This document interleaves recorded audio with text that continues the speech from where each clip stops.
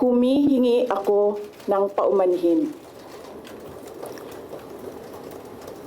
Patawad kung tinulungan ko mahalal si BBM bilang Pangulo ng ating bansa. Today, I have peacefully accepted that my life is unlike any other.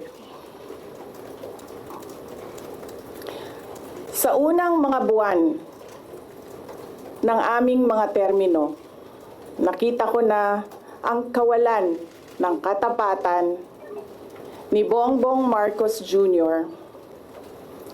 sa mga pangakong binitawan noong kampanya,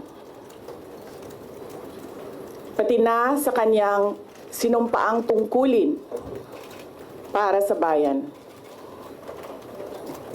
Dahil hindi ko kinaya na maging bahagi ng 2025 national budget na tadtad ng katiwalian, pinili kong umalis sa kabinete kahit alam ko na mula pa noong 2023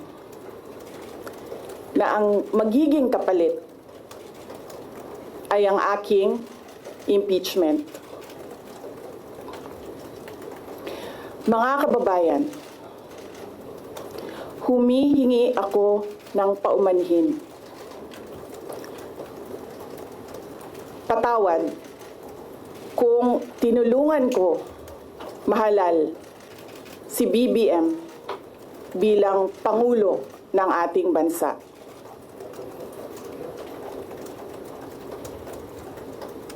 Patawad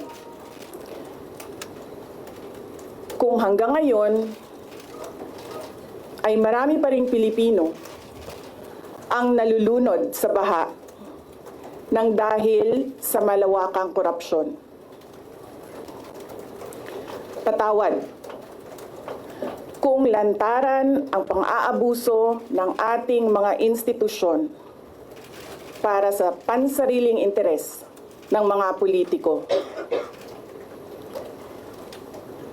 Patawad kung patuloy ang pagtaas ng presyo ng mga pangunahing bilihin habang nananatiling kapos ang kita ng bawat pamilya.